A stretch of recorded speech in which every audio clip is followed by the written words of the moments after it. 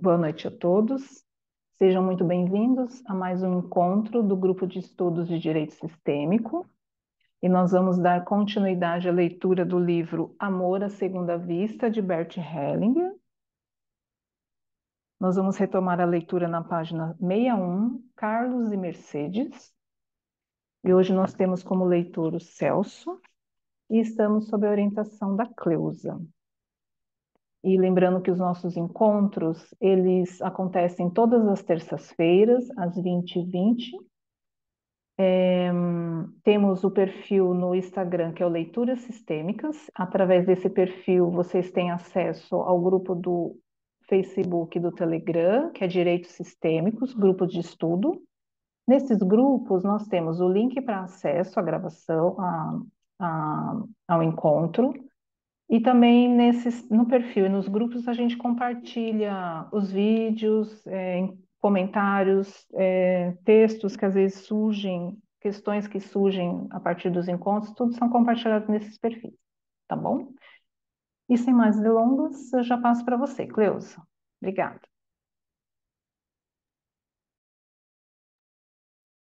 Obrigada, Helena. Obrigada, Helena, também pelo, como que fala, por estar nos bastidores, orquestrando o grupo, né? Boa noite a todos, bem-vindos, os que estão aqui. Olá para todos que vão ver a gravação depois, né? Que a gente possa dar continuidade a esse livro e refletir sobre essa obra maravilhosa do Bert, para que isso possa trazer um pouco mais de conhecimento para a gente. E para a gente começar hoje, a gente ficou com uma lição de casa. Então, eu acho interessante a gente começar a refletir sobre essa lição. E daí todos que quiserem estar falando, né, pode abrir o microfone, né, um de cada vez e estar falando sobre o que pensa sobre isso. Eu posso ler a frase? Pode, Você quer ler? não Então, pode ler. é uma frase que foi lembrada, né, pelo René, e a gente até postou lá no perfil do Instagram e nos grupos também, né? Mas a frase é essa, de Stefan Hausner, e foi dita em Mendonça, na Espanha, o ano passado. É o seguinte: não podemos subestimar nossas influências no sistema.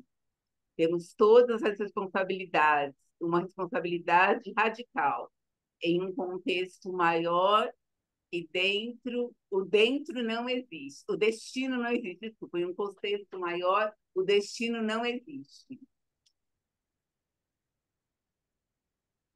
Vamos ler de novo, mais devagar? É, é bom. Cleusa quer ler de novo, mais devagar? Não, pode, se você Pode. quiser repetir, pode Então repetir, tá. que não sei se todos estavam a semana passada, né? Se Sim. todos viram ou ouviram, que foi no finalzinho, né, da gravação. Não Então, assim, podemos. eu vou colocar o que eu penso dessa coisa do destino, né? Dentro do que eu já ouvi, e, né? Mas é uma coisa, assim, é uma frase para a gente refletir. O que vou falar não é uma verdade, posso estar trazendo, né? Então, dentro desse caminho de constelação, o que eu aprendi é que tudo que a gente não sabe, que a gente não conhece, a gente toma como destino. Então, eu estou sofrendo porque esse é meu destino. E, de repente, eu estou emaranhada em algo do meu sistema que está trazendo aquele sofrimento. Na hora que eu tenho oportunidade de olhar, de abrir o campo e de ver o motivo do sofrimento, deixa de ser destino, porque daí eu conheço o motivo. E daí eu tenho opção de escolha, né? Eu posso escolher continuar naquele sofrimento ou fazer o caminho de solução que o campo mostra, né? E dentro disso, eu me lembro que há muitos anos atrás, logo quando eu estava começando a trabalhar com constelação, eu estava trabalhando com um grupo de meninas, estudantes de baixa renda, que estavam fazendo um cursinho preparatório de pré-vestibular, né? E daí a gente se reunia uma vez por semana e cada semana a gente conversava e fazia uma constelação. E numa dessas meninas, né, ela tinha um sofrimento grande vinculado com a condição da mãe, né? Então, isso veio no campo de uma forma muito clara. Só que ela olhava para a mãe dela e ela falava assim: eu não tenho coragem de deixar minha mãe carregar isso sozinha. Então, tipo assim, eu prefiro continuar com esse sofrimento porque eu não tenho coragem de deixar minha mãe carregar isso. Então, assim, aí é uma escolha, né? Não é mais um destino. Então, eu quero continuar vivenciando essa condição. Então, tipo assim, essa frase de Stefan Hauser sobre o destino não existe me fez lembrar essas situações, né? Tipo assim, enquanto eu não conheço, enquanto eu não sei a causa, é destino. A partir do momento que eu sei, deixa de ser. Então, daí ele deixa de existir, né, de alguma forma. Então, o destino é só uma condição da gente desconhecer a causa do sofrimento, né? Daí não sei para vocês como que o que essa frase nos diz, quem quer ser o primeiro a levantar a mão, abrir o microfone e falar sobre isso. Ah, eu posso. Olha, eu tinha anotado aquele dia a frase, mas eu não tinha pensado. Mas agora, um pouquinho antes, assim que eu entrei, eu comentei uma coisa com a Helena e a Raquel, e agora eu percebi que essa frase tem tudo a ver com o que eu falei. Porque, olha, a part- enquanto eu não sei, eu vou falar que é o destino. O destino me faz atrair certas pessoas que me incomodam. Por que que aquela pessoa me incomoda? Se eu não tenho nada a ver, mas eu sou responsável por isso, né? Então, o que ele fala ali, em um contexto maior, o destino não existe. Ele fecha com isso. E o começo é: não podemos subestimar nossa influência no sistema. Então, eu sou responsável pelo que está à minha volta. Aí eu estava falando, gente, por que que isso acontece comigo? Mas eu mesma que tenho que trabalhar, a culpa não é do outro. Eu que tenho que ver qual é a minha responsabilidade mesmo nesse ponto. Então, eu acho que essa sentença dele, esse parágrafo dele é muito profundo, mas tem tudo a ver com o que eu entrei no grupo falando. Por que que acontece isso ou isso com uma pessoa e com outra? Porque a gente está vivendo numa outra coisa. Isso sem olhar no campo. E às vezes a gente quer olhar isso no campo e não aparece nada, porque não está na hora de ver ainda, né? Então, Então, às eu vezes, concordo com essa. Não, quando você olha no campo, né, essas situações, muitas vezes a gente está emaranhada por se sentir superior, por se sentir maior que os pais, do que os ancestrais, por se sentir. Então, a gente se emaranha, que eu falo assim, a gente coloca a capinha de super-herói e vai, e quebra a cara na frente, né? Porque daí a gente acaba arrumando um baita do emaranhamento, né? Então, assim, mas meu pai, meu avô fez e eu tenho que pagar. Mas eles não pediram para mim assumir a responsabilidade. Eu tomei a responsabilidade para mim. No momento que eu tomo a responsabilidade dele, de alguma forma eu estou dizendo para ele que ele não consegue dar conta. Eu estou chamando ele de fraco. Então, tipo assim, a gente é responsável porque a gente toma,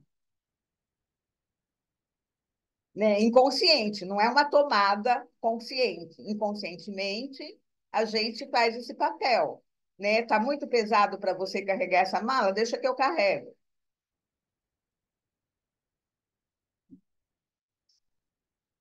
Fala, Helena. Vamos lá, né? É, No dia que a gente falou dessa frase, eu lembrei daquela frase do Jung, né? Que fala que enquanto a gente não tiver inconsciente, a gente vai falar que o destino está dirigindo a nossa vida, né? Então, esse é um dos pontos. E o outro que eu venho refletindo também, até porque esses dias com o Juan Garriga, ele usa muito o termo da nossa criança tirânica e profética, né? E aí, ontem teve o primeiro dia do evento da BC Sistema e ele também fez a palestra. E, de novo, veio esse tema e ele falou o seguinte, que a criança, ele falou de novo da nossa criança profética, que ela vai profetizar que irá viver algo parecido que viveu os pais, né? Então, muitas vezes a gente ouve pessoas falando ou se lê em alguns textos que um membro da família é escolhido, né? Nesse emaranhamento. Ah, quando a gente vê quando criança, que normalmente a gente se emaranha nesse momento, né? E, e aí é uma escolha também, né? Se a gente for pensar, a criança não foi escolhida, né? Com essa postura de salvar, né? Ou de falar assim, ah, daí que eu dou conta, mesmo a gente muito pequeno, não ter essa consciência, fazer essa escolha, mas não é o destino, né? Se você for, eu já tive a oportunidade de ver no campo, às vezes alguma questão familiar tem vários irmãos, e aí você vê que aquela criança se destaca e ela vai em direção, né? A, a tomar, cuidar do pai, cuidar da mãe, enfim, várias dinâmicas, né? Mas por mais difícil, né, que seja a gente achar assim, ah, não, mas uma criança não tem como, não pode ter escolhido isso, né, se emaranhar. Mas o que eu vejo, né, o que eu já vi no campo e o que eu tenho refletido com é, essas trocas, né, é que não é o destino, não, infelizmente. É isso.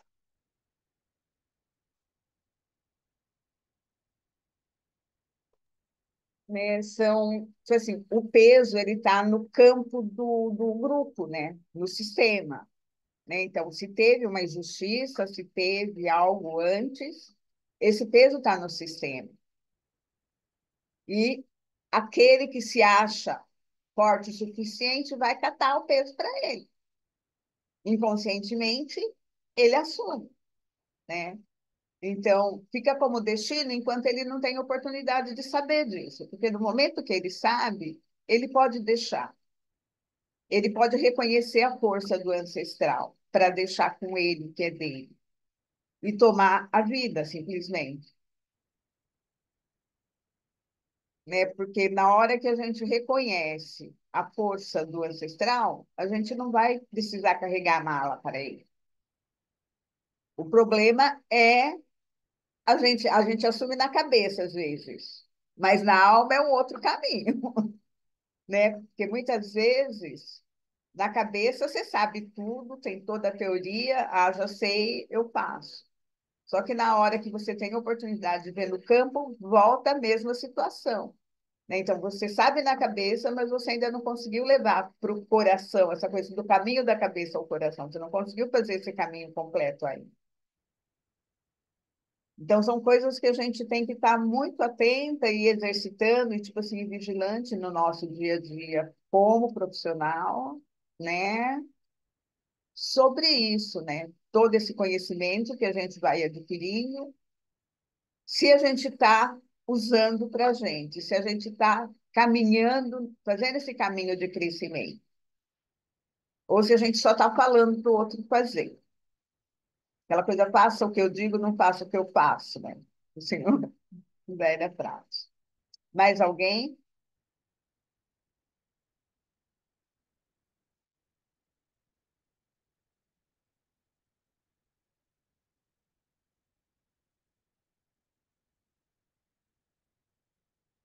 Celso, você está com o olhar de que tem algo para falar. Não, é que eu ainda tô, acho que eu preciso pensar melhor sobre essa questão, ainda estou processando.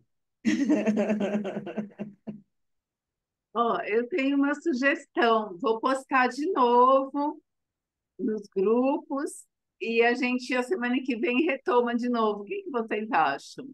Que ela é bem profunda mesmo, Cleusa. E a gente não tinha. A gente ficou de lição de casa, mas a gente não levou muito a sério isso, né? Posso fazer É, isso? pode fazer isso, porque eu acho assim que são coisas, são reflexões que são importantes para o nosso crescimento. Então, é importante a gente estar trazendo à tona, né? E o que eu vejo na importância do grupo é um estar dando força para o outro nesse crescimento. Então, se a gente fala, mas daí você não lembra o outro, você pensou, né? Então, é aquela coisa, né? Então, assim, de alguma forma é uma. Vamos refletir, vamos pensar, vamos crescer, né? Juntos. Né? Porque cada um tem uma caminhada, cada um teve um professor diferente, recebeu algo diferente. E esse é um momento que a gente tem para trocar. Se ninguém tem mais ninguém que queira falar, daí a gente pode ler um pouco. Pessoal, vou fazer uma pergunta. Vocês estão me ouvindo? Então, Vamos imaginar assim, se nós temos algo para passar, cada um de nós tem uma lição, né? Como se a vida fosse uma escola. Então, nós, ou no casamento, ou na profissão, nós vamos passar por aquela escola, por aquele aprendizado que vai te trazer crescimento, que vai te levar para o hoje, vai te levar para um desenvolvimento. Será que eu posso chamar isso de destino? Porque esse crescimento, esse desenvolvimento, o caminho que você vai fazer não é consciente. O que vocês acham? olha, Vera, eu não sei se a gente pode chamar isso de destino. Né? Tipo assim, dependendo da filosofia, do sistema de crença, né? Tipo assim, tem aquelas coisas kármicas de reencarnação, tudo isso acaba entrando num pacote maior se a gente começa a olhar, né? Só que a cada momento a gente tem a opção de fazer escolhas, de dizer sim para uma coisa, e quando você diz sim para uma coisa, você está dizendo não para uma ou várias outras coisas, né? Então, assim, se eu resolvo dar uma caminhada, eu estou dizendo não para o livro que eu queria ler, para o filme que eu queria ver, eu estou dizendo não para uma série de outras coisas. E nesse meu sim, pode desenrolar mil situações. Eu não sei se a gente pode chamar isso de destino. São escolhas. Não sei. Será? Então eu não vou ler um livro, eu não vou ver um filme, porque eu resolvi caminhar naquele dia. Naquele momento. Naquele momento eu fui caminhar, encontrei uma pessoa que foi importante e fiquei com ele, conheci, teve um desenvolvimento. Será que não há? Será que é tudo? Não é um acaso. Eu fiz uma escolha de fazer a caminhada, mas isso daí tinha que ser dessa forma, essa caminhada, e em algum momento da vida eu ia conhecer essa pessoa, ia passar por ela, ia ter esse aprendizado e essa troca. Será que não?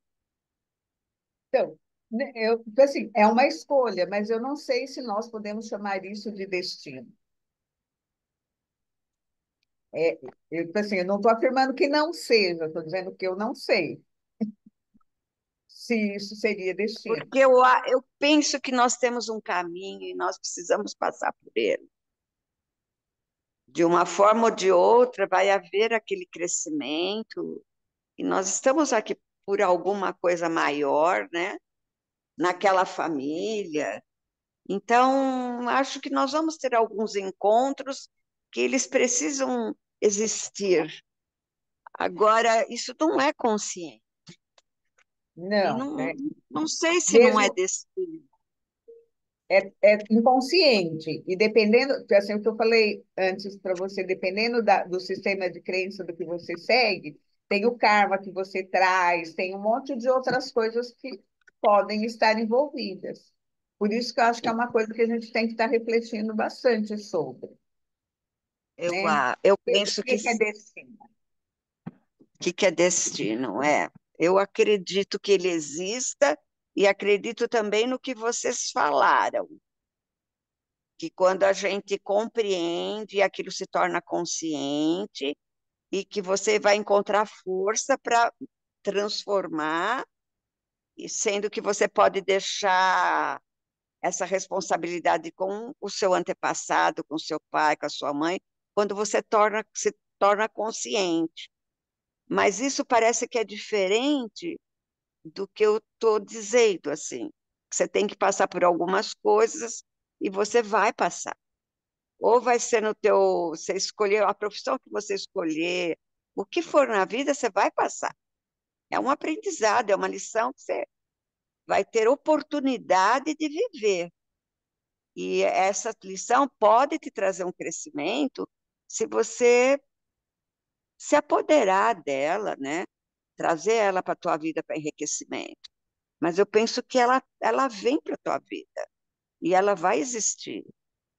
Então, eu penso que as duas coisas podem existir. É, fica na lição de casa para outra semana. Joga isso para o Renê.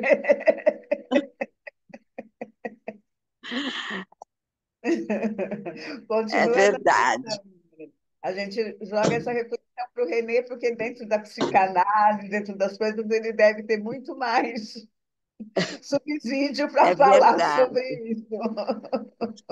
Né? Mas É, mas o René parece que questiona bastante o destino, viu? porque, que nem disse assim, ele É, colocou essa frase, a gente está refletindo sobre aquela frase que o Renê falou no último dia, na lição de casa, né? Então, a gente não Eu podia colei ler. no chat para o Eurico ver. Dá para você ver, Eurico? Vou abrir o Até, chat aqui. eu sugiro que a gente leia novamente. O que vocês acham? Pode ser, Dilena, pode ler de Olha novo. só. Não podemos subestimar nossa influência no sistema. Temos todas as responsabilidades, uma responsabilidade radical. Em um contexto maior, o destino não existe. Essa frase foi de Stephen House, em Mendonça, na Espanha, no ano passado. Tá? Daí a gente está conversando sobre isso, Eurico, agora. Agora a Vera está falando, daí a Helena está com a mão levantada, depois passo para você. Pode concluir, Vera. Vera, parece que ela não está ouvindo, então fala, Helena. Olha, conforme vocês iam falando, me vinha muito a palavra livre-arbítrio, né? E aí, quando a Vera começou a falar, eu até fui procurar a frase do Bert, né? Porque o Bert fala que o nosso livre-arbítrio é limitado. Então, eu achei aqui. O livre-arbítrio é limitado pelo amor e pela lealdade ao nosso sistema familiar. Para Bert Hellinger, nossas escolhas são muitas vezes influenciadas por lealdades inconscientes aos nossos ancestrais e a dinâmicas familiares. Aí tem mais coisas aqui, depois eu compartilho. E aí, a Vera foi falando do... Ai, que ela não foi ler o livro, né? E saiu para dar uma volta e encontrou alguém querido, né? E aí eu lembrei, antes de entrar na aula, eu estava no congresso da ABC Sistema e hoje estava palestrando a Ingela Mobley, não sei pronunciar o nome dela direito. E aí, como ela estava falando do amor à primeira vista, antes de eu cair da aula, que eu fui derrubada, ela comentou que no encontro de casal, que duas pessoas se encontram para curar algo que ambos necessitam, né? Que é a questão do sistema. Então, esses encontros não são ao caso. Até ela deu risadinha e falou assim que não é nada romântico. né? Então, assim, esse passeio da Vera, por exemplo, né, usando como exemplo, é isso. É inconsciente, mas a gente está sempre fazendo as escolhas dentro do limite da nossa história familiar, né? Até, tá bom, vou escolher entre aqui ou aqui, mas ainda é só para colocar mais um pouquinho de pimenta no nosso, na nossa reflexão, na nossa lição de casa. Querendo ou não, assim, a gente vai estar ainda, né, dentro daquele círculo, da boa consciência, mas eu acho que ainda assim, quando a gente vai para a má consciência, a gente ainda fica limitado ali no livre-arbítrio do sistema familiar. Gente, é muito complexo. E Tipo, sem aí ter não tem destino. livre-arbítrio, né, Helena? E aí o Sem ter destino não tem. livre-arbítrio. É limitado, né? A gente tem as nossas escolhas, né? Dentro desse limite a gente vai ter as escolhas, Né, Helena? mas Helena, você ainda assim a gente não dá para chamar de destino, né? É isso que eu lembrei conforme foram falando. Bem-vinda, Mônica. Fala, Eurico. Olha, bom, acabei de chegar, né? Então, mas estou me lembrando com a fala da Helena e com o texto, eu estou me lembrando de uma fala que eu acho que é do Carl Gustav Jung, que ele fala: enquanto a gente não tornar consciente aquilo que está no inconsciente, tudo vai se repetir e a gente vai chamar isso de destino, né? E eu também penso assim que nada é predeterminado, né? Nada não, as coisas não são predeterminadas. Eu acho que a gente, conforme a gente atua dentro do nosso sistema familiar, a gente pode mudar muita coisa. Eu acho que a gente tem essa responsabilidade que o texto fala que eu estou com o óculos errado, então eu vou ler no celular porque eu tirei a foto, né? Então a gente tem essa responsabilidade que é uma responsabilidade grande dentro do nosso sistema.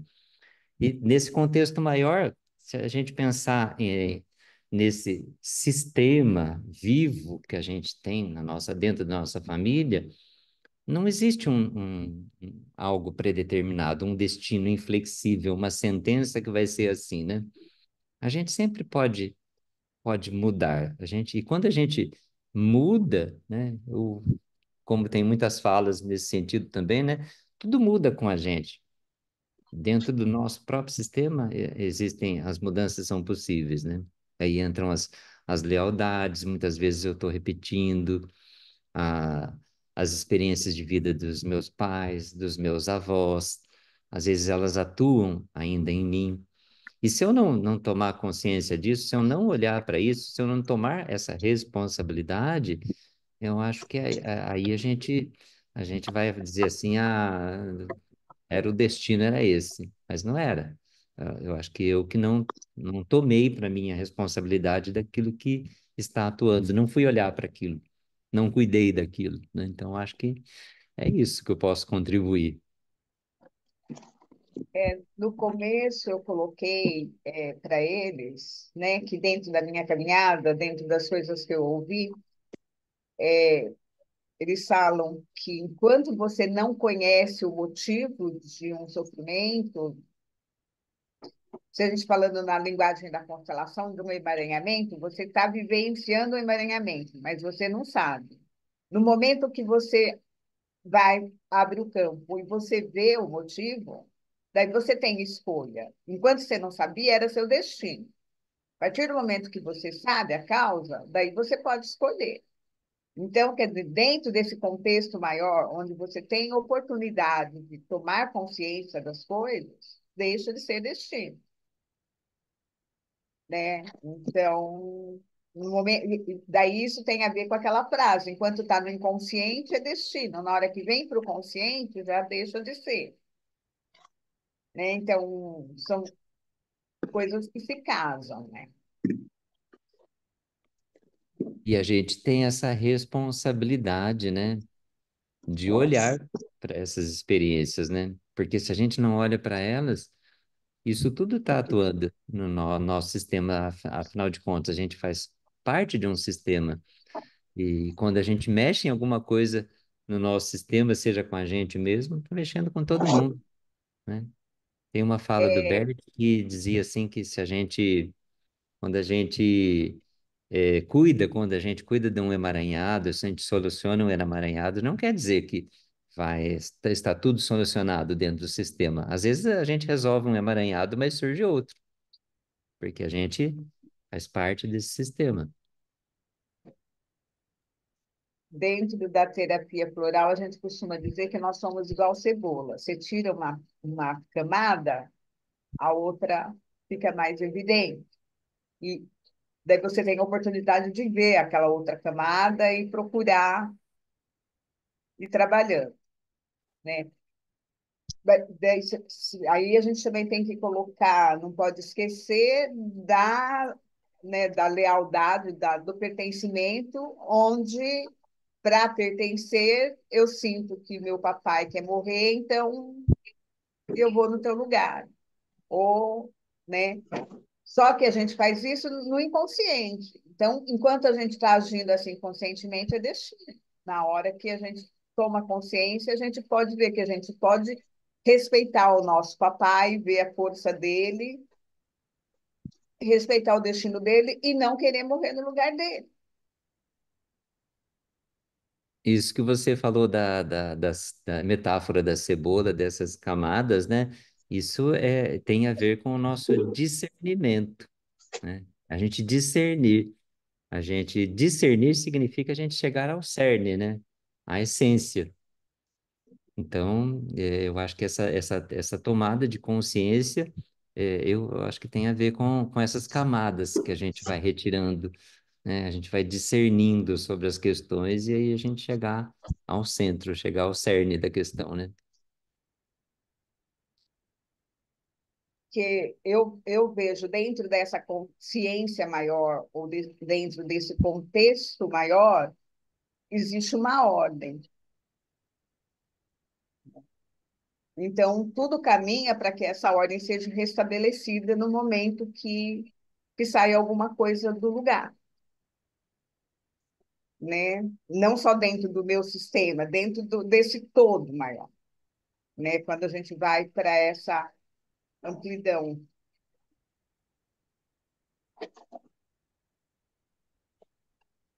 Mais alguém que quer falar alguma coisa sobre isso? Vai, Celso.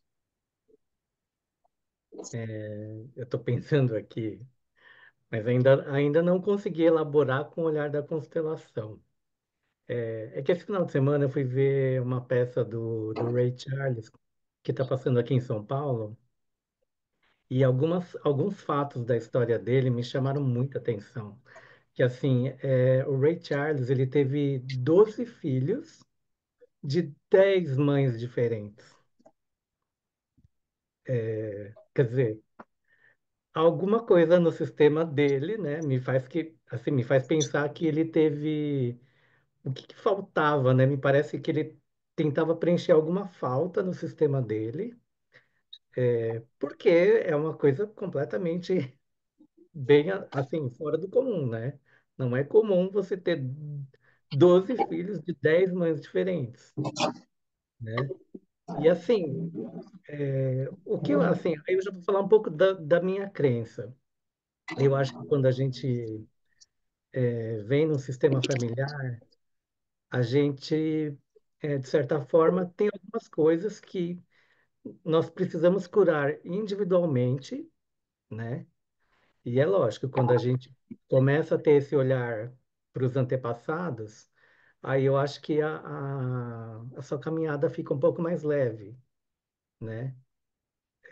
Aí, nesse sentido, eu acho que talvez o destino não exista, né? Porque a gente veio naquele sistema, com aqueles pais, para cumprir algumas coisas. Agora, como a gente vai fazer essa caminhada de forma mais leve, de forma mais dolorosa, sei lá, aí acho que entra o nosso livre-arbítrio, talvez. né? Mas é uma coisa que eu ainda estou elaborando. É que, assim, quem tiver em São Paulo e for assistir essa peça do Ray Charles é muito interessante, porque ele tem vários fatos muito importantes, né? Ele teve um dos irmãos dele se afogou e, de certa forma, ele se sentiu culpado por esse irmão que morreu, porque ele estava próximo, né? Mas isso foi ele, né? Que interpretou dessa forma e acho que foi difícil para ele, né? E assim, ele perdeu a visão jovem, né? Ele foi, aos poucos, foi perdendo a visão, ele não nasceu, né? Mas sei lá, tudo isso me faz pensar que a gente vem com algumas características para a gente caminhar e adquirir uma força, é, enfim, né? Nos trabalharmos, né? Eu acho que essa é a nossa caminhada. Então, Oi, assim, Celso. Ah, pode falar, Cleusa, por favor. pode falar. Não, eu ia colocar para o Celso assim, eu não sei se ajuda ele a elaborar isso, né? Mas, assim, até os emaranhados, os emaranhamentos que a gente vivencia nos sistemas familiares, é uma, é um, é uma luz para a gente resolver, né? Para a gente desemaranhar algumas coisas que aconteceram no passado. Porque, como a metáfora que o Ivan Berzomenny-Nagy trazia, né, das lealdades invisíveis, ele falava assim que a gente, dentro do sistema familiar, a gente criava um grande livro de contas, de méritos e de dívidas, e que uma dívida não contraída numa geração e não paga, ela passa para a geração seguinte. E aí vai se repetindo, se repetindo, se repetindo, até que aquela dívida seja paga, ou seja, até que aquilo que foi excluído, aquele que foi excluído, aquele emaranhado que surgiu, ele seja solucionado, vai se repetindo dentro do sistema familiar. Então, às vezes, até os emaranhados que a gente vivencia, experiencia, são um farol, são uma luz para a gente olhar para algo que a gente ainda não teve oportunidade de olhar, sabe? Não sei se te ajuda a elaborar tudo isso. Sim, com certeza. Talvez Ajuda a sim. grande pergunta para ele, né, que ele talvez não tenha buscado a resposta, né, como você mesmo falou de início, né, o que é que será que eu estou buscando? Que, por exemplo, eu não consigo ficar num relacionamento só, porque eu tive X filhos de X relacionamentos, o que estava faltando? O que eu estava buscando que eu não encontrei em nenhum desses relacionamentos?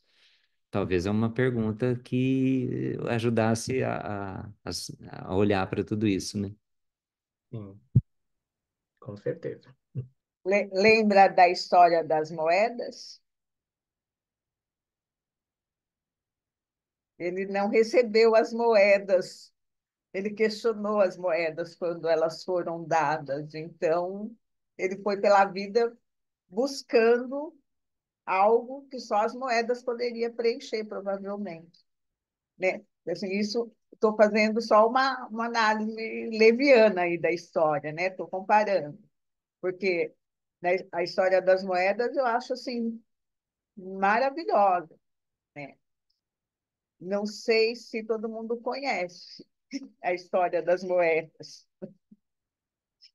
Então, a gente vai, quando a gente não aceita as moedas, ou quando a gente não aceita algo do nosso sistema do jeito que foi, a gente vai caminhar com essa falta.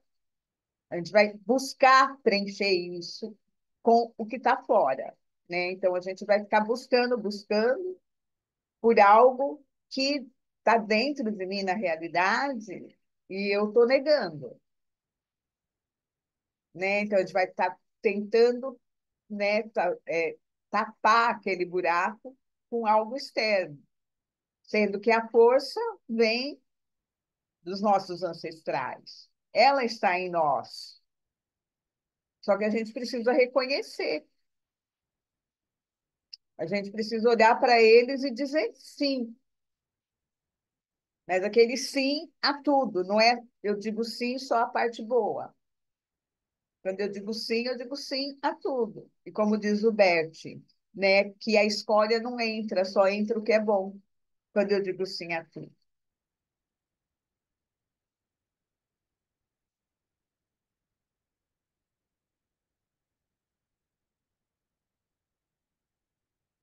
Vamos deixar um pouco continuar com a lição de casa e na próxima semana a gente pega o Renê para refletir mais um pouco sobre isso.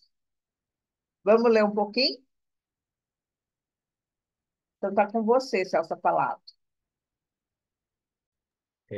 Página 61, Carlos e Mercedes, A Melodia do Amor.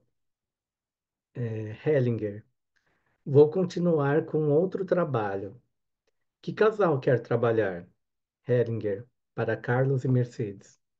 Olá, qual é a questão? Mercedes. Nós temos um problema sexual. Hellinger para Carlos. Você também quer dizer algo sobre isso? Carlos. Sim, quero compartilhar esse problema e falar sobre isso. Hellinger. Eu não faço isso. Tenho muito respeito. Faria isso apenas em um grupo pequeno, porém não aqui. Os dois concordam. Hellinger. Mas talvez possa fazer uma tentativa. Devo? Os dois acenam com a cabeça. Hellinger coloca Mercedes no centro e atrás dela é uma representante para sua mãe, as suas avós e as suas bisavós. Então tem a mulher, né, Mercedes, a mãe, a avó e as bisavós. As mulheres atrás de Mercedes colocam as mãos nas mulheres da frente e permanecem assim por um tempo.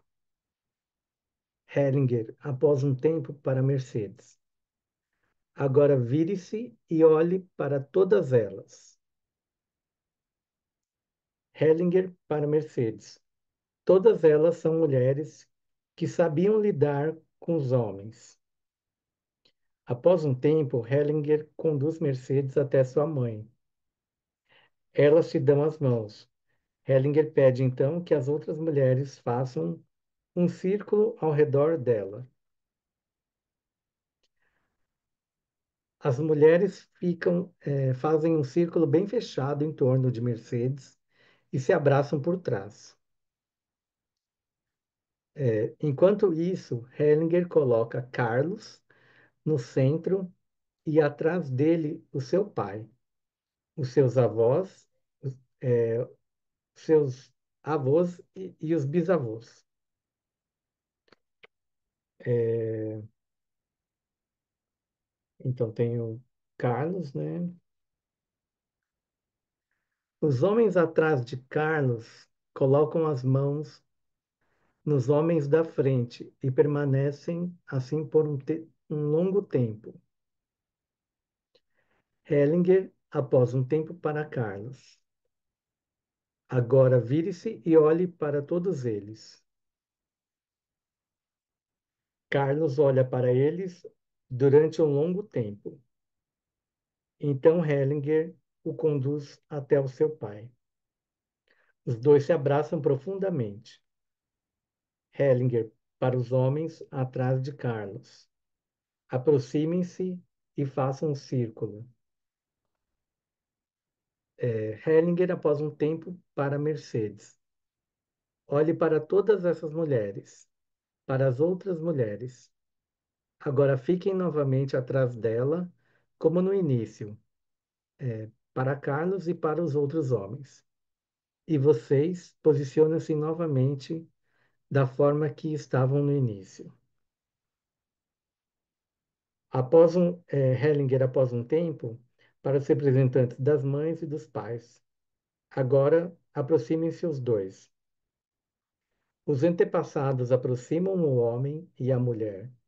Eles se abraçam e depois se olham nos olhos e se embalam levemente. Hellinger, após um tempo. Agora a mulher deveria dizer ao homem: mas ela não deve dizê-lo em voz alta. Agora eu tomo você como meu marido, e você pode me ter como sua mulher, como a sua mulher. E o homem diz a ela: eu tomo você como a minha mulher, e você pode me ter como seu marido. Vibra então uma melodia na alma, como um baço contínuo. A melodia é: eu te tomo, eu te tomo, eu te tomo, e me dou, e me dou, e me dou. Essa é a melodia do amor. Carlos e Mercedes se olham longamente nos olhos. Hellinger após um tempo. Está bem, foi isso. Carlos e Mercedes se tocam na testa. Depois se viram para Hellinger e curvam-se perante ele. Hellinger para o grupo. Quero contar-lhes ainda um segredo sobre o amor. O amor se desenvolve quando os parceiros se concedem mutuamente algo importante. Cada um tem direito a alguns pecados.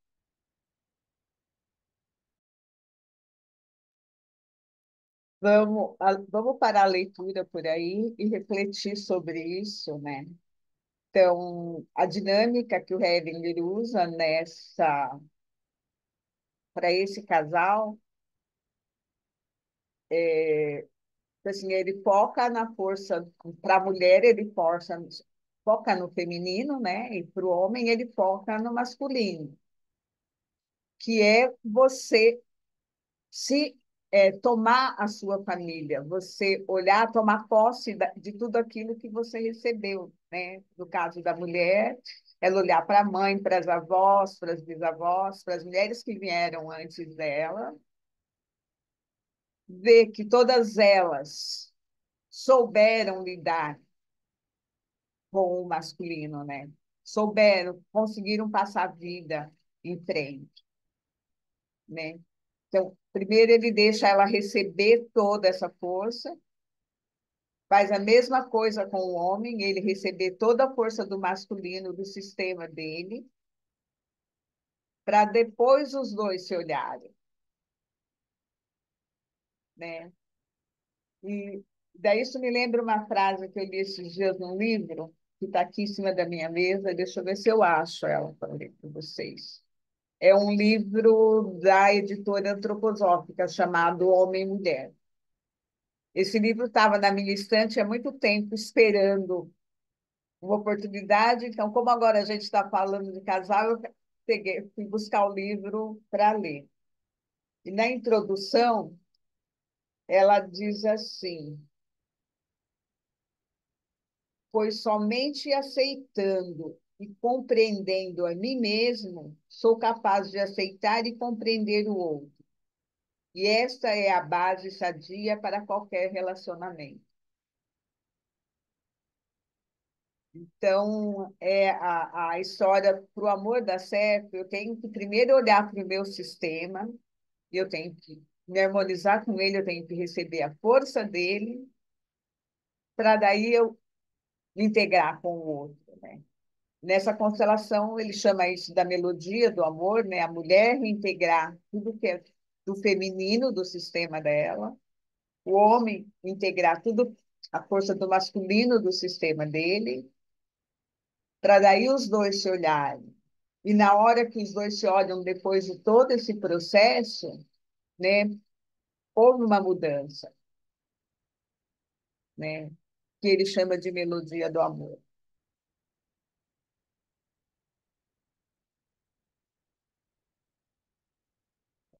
Assim, e, e aquela coisa, para mim, me dar para alguém, eu tenho que estar inteira. Se eu tiver em pedaço, o que, que vou estar dando para o outro? Né? Então, é algo que a gente tem que estar sempre atenta. Tem que estar inteira para mim me dar. Se eu não estiver inteira,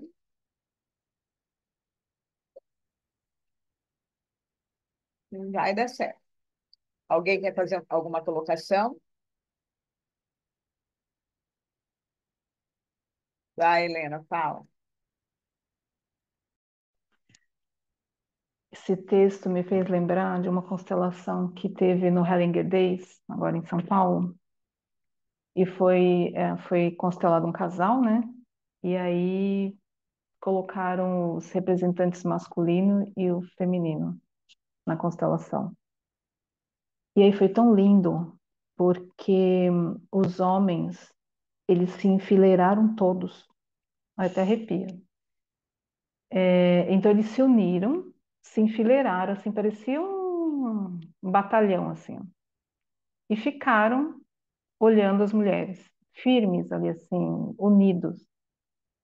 E as mulheres, né, na dinâmica ali do casal, por conta das dores delas, elas se separaram, né, e não olhavam os homens.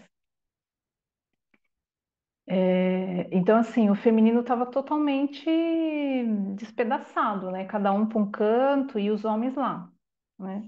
Aí, conforme foi desenvolvendo, né, a constelação, algumas mulheres começaram a olhar para os homens, né? Então, algumas representantes do feminino começaram a olhar para os homens e se aproximar.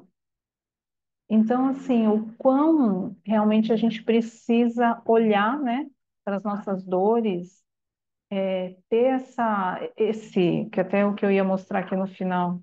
Peraí, vou pôr de novo a imagem da leitura. É tão bonito que mostrou aqui essa junção, né? A hora que eles estavam aqui, ó, a representação final aqui, ó.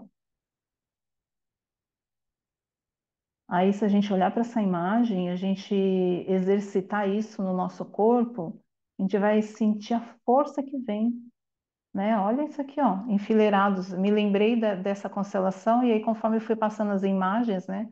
Porque os homens, eles ficaram assim, a única coisa que eles não estavam alinhadinhos assim, né? Mas, enfim, é muito lindo, gente. Quando a gente sente isso no corpo, lá, você vendo essa constelação, o quanto realmente isso é essencial para um casal. Nossa, não tem como a gente ir aos pedaços, né? Então, é o que a Cleusa até estava falando, né? A gente precisa ir curando e curando para que a gente chegue inteira na relação. Muito lindo. Nossa, isso aqui me veio a imagem lá da constelação que foi feita pela Sophie Helling e a Simone Rojo. Muito lindo. É, Eu estou e vendo que esse livro vai trazer muitas reflexões. esse é um exercício sistêmico que pode ser feito quando se tem grupos, né? Você pode fazer, em vez tem as constelações, mas é um exercício que a pessoa pode fazer para tomar força. Então, na formação, a gente fez isso várias vezes, né? De ter os pais, só que é a família toda, e no caso está focando na força masculina e na força feminina, né? Mas como exercício sistêmico, né, o homem toma essa força dos ancestrais masculinos dele, e a mulher toma força das ancestrais dela, é fundamental para mim seguir com a minha missão do meu sexo, né? Eu preciso dessa força para mim poder dar conta no meu lugar, né? Então, assim, é um exercício sistêmico que, quando vocês tiverem oportunidade de fazer, vale muito a pena. Vale muito e dependendo quando você monta essa coisa, quando você coloca, né, representante para os pais, para os avós, bisavós e a pessoa na frente, já dá para perceber a postura que a pessoa se coloca, se ela está ali recebendo ou se ela está ali julgando, se ela está maior, sabe? Então, assim, é uma grande oportunidade nesses exercícios da gente ir para o nosso lugar de pequeno e poder olhar para eles como maiores que vieram antes da gente. Essa imagem que está no livro que a Helena compartilhou, ela traz uma representação para mim assim, são dois funis, né? Um de frente para o outro. E se a gente perceber, a vida chegou para a gente, né? através desse funil, onde tudo converge para mim, onde essa energia lá, essa vida que veio dos antepassados, ela converge para aquela pontinha do funil que é cada um de nós, né? Então, se a gente não toma essa energia, a gente se sente fraco, por exemplo, para um relacionamento, ou para maternidade, para paternidade. A gente precisa tomar consciência, né, de que a vida fluiu através desse grande funil lá das gerações anteriores e veio ela funilando, funilando e chegou em mim. Então, se eu bloqueio essa energia por algum motivo, eu não dou lugar para isso, eu não olho para isso, eu acho que na minha opinião, várias dificuldades e emaranhados eu vou criando em torno de mim por conta disso, porque eu bloqueei o fluxo dessa energia. E às vezes eu bloqueei lá ou às vezes nem fui eu que bloqueei, às vezes pode ser meus pais, meus avós, eles interromperam esse fluxo. E aí eu vou perceber que às vezes eu estou repetindo mesmas dinâmicas, mesmas dificuldades. Então, é a gente olhar e tomar, é um exercício, como a Cleusa falou, que eu acho que é muito bom para a gente dar lugar para isso, para a gente dar lugar, sentir, deixar e retomar esse fluxo dessa energia que vem lá de trás dos antepassados, de gerações e gerações anteriores, né? Eu acho que a gente conscientizar e dar lugar para isso. Quando a gente faz esse exercício, é uma ótima oportunidade da gente estar dizendo sim a eles e da gente estar vendo a grandeza deles, né? Então, assim, eu acho que sempre que houver oportunidade para se fazer isso, é importante, né? A gente pode fazer com âncoras também, mas quando a gente faz no grupo com pessoas, eu acho que tem algo diferente, tem uma energia diferente quando a gente faz no grupo, né? Mas pode ser feito com âncoras também, com bonecos, com almofadas, com qualquer objeto, né? Ou com visualização, para quem tem facilidade de fazer visualização, também é uma forma de estar ancorando essa energia, né? E, tipo assim, não é um momento da gente cancelar ou de julgar, é só de receber, de se colocar no nosso lugar de pequeno para poder receber o que eles têm para nos dar, né? Eu acho que é uma oportunidade assim enorme.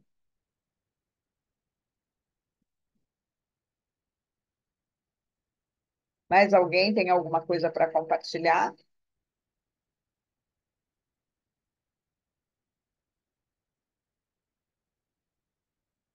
Se ninguém tiver, eu não acho válido a gente ler mais, porque vai começar uma outra constelação, né? Daí eu vou deixar ela para o Renê semana que vem, né? Se ninguém tiver mais nada para compartilhar, eu agradeço muito vocês estarem aqui hoje, né? E acho que muitos que não estão hoje estão no Congresso da ABC, né? Que está acontecendo. E passo a palavra para você, Helena.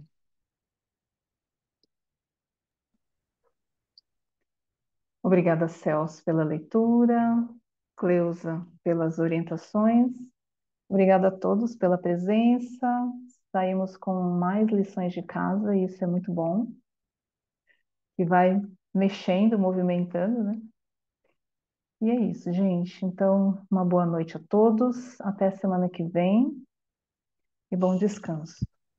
Boa semana a todos, gente. É, Fiquem boa com Deus. semana. Tchau, Boa Bons, semana gente. para bons estudos e lições de casa para todos. Tá? Para todo mundo. Obrigada, gente. Boa Obrigada, noite, gente. Obrigada. Obrigada.